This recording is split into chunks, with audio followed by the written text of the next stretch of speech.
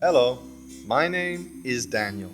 I'm a professional actor living in Lethbridge, a creative and resilient little city nestled into the coulees amidst the vast prairie landscape of Alberta.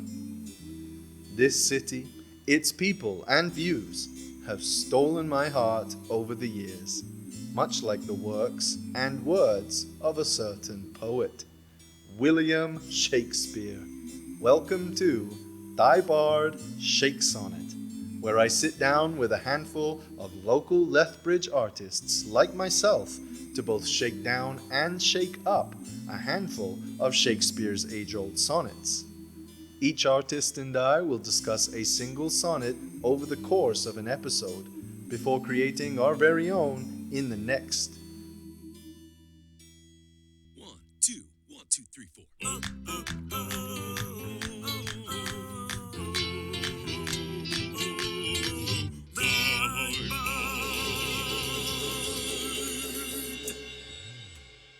Shakesonnet.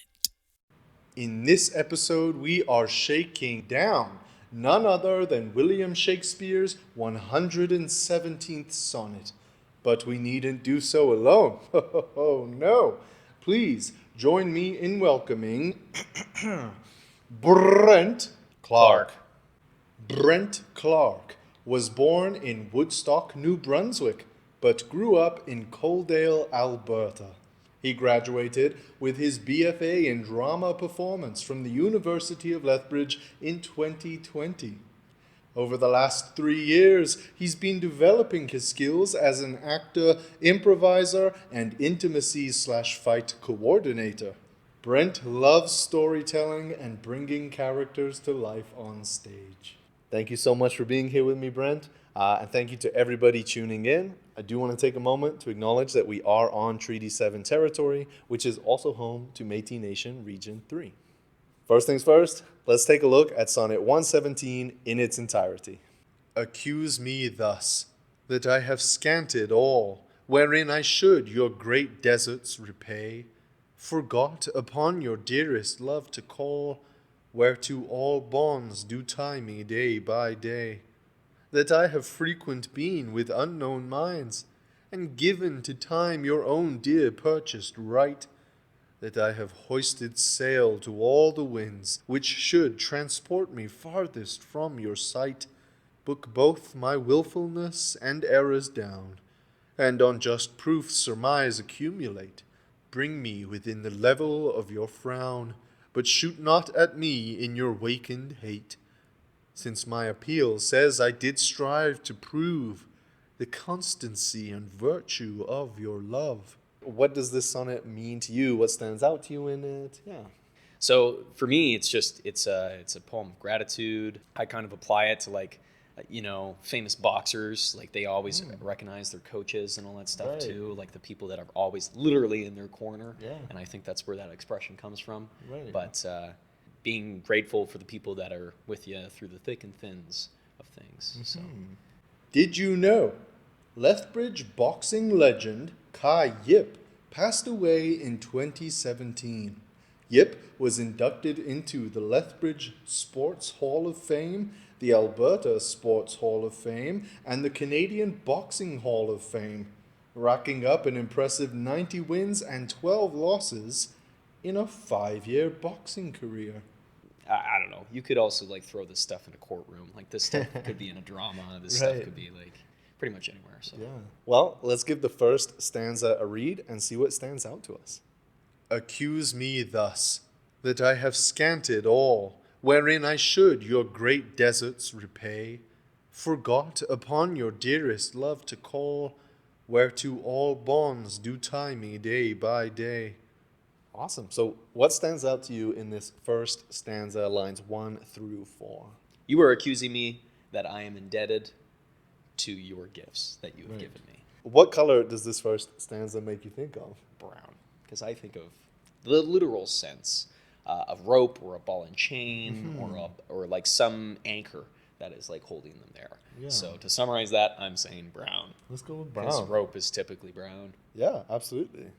Brown it is. So let's take a look at stanza 2, lines 5 through 8. That I have frequent been with unknown minds, and given to time your own dear purchased right, that I have hoisted sail to all the winds, which should transport me farthest from your sight. What stands out to you in this second stanza here? What does it make you think of? I really like the boat imagery. Yeah, I love the boat imagery too. And like back then, when we think of getting away, I think most people are like, to go on holiday, you get a plane somewhere, like, whereas back then it would have been boats, right? Like you would have gotten on a boat to get somewhere, and it would have taken, I feel, so much longer. I really like also that I have frequent been with unknown minds. Maybe this person isn't willingly trying to be within the individual sites. So Right. I'm trying to get away from you, yet I still feel like your eyes are always after me. Type Oh, thing, right? okay. You know what I mean? So, Yeah. It also made me think this is a slightly different direction, but because when you first said that, I was thinking about like maybe they're trying to get away from this person to protect them. leaving those like secret messages, all that stuff.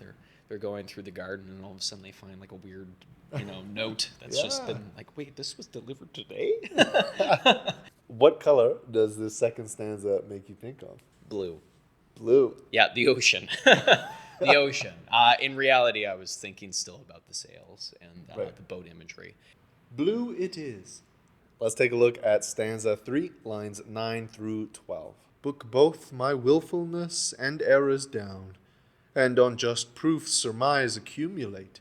Bring me within the level of your frown, but shoot not at me in your wakened hate. The poet is referencing a social contract. And yeah, again, that kind of legal proceeding, they're kind of like referencing that social contract or that physical contract, I guess. That's What color does stanza 3 make you think of? again, I kind of feel like it's more of that contracty, like legal proceedings, all that stuff too. I'm gonna call it gray. Ooh, Yeah. gray. Yeah. Okay. It's kind of, well, literally that gray area when it came to this agreement that these two people had. That they entered into, Yeah. and maybe one wasn't quite aware of the specifics. Exactly. Interesting. Gray it is. So let's take a look at our rhyming couplet here at the end, lines 13 and 14. Since my appeal says I did strive to prove the constancy and virtue of your love. Okay, short and sweet. But what stands out to you, and what does this rhyming couplet make you think of at the end here? It makes me think of that fine print. I've done what our agreement asks. They're just kind of like, I've done exactly word for word what we agreed to do, and so I deserve no more hate from you. Yeah, and so does it feel heartfelt to you, or does it feel very like surface, or? Now that I have it in more of a contract state, I read it as more surface level. And what color does this rhyming couplet at the end here make you think of? Ooh, red. Red for if it was just surface level, like red for me just really speaks to more of like a hard stop. Yeah. The stop sign, but also like red can indicate the passion, the love, and all that stuff too. You know what that makes me think of? What?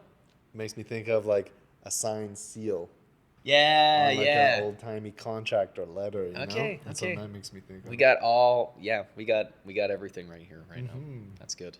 I feel like this is a legal proceeding, a legal hearing now. Red, signed and sealed. Stay tuned for the next episode where Daniel and Brent shake up Sonnet 117.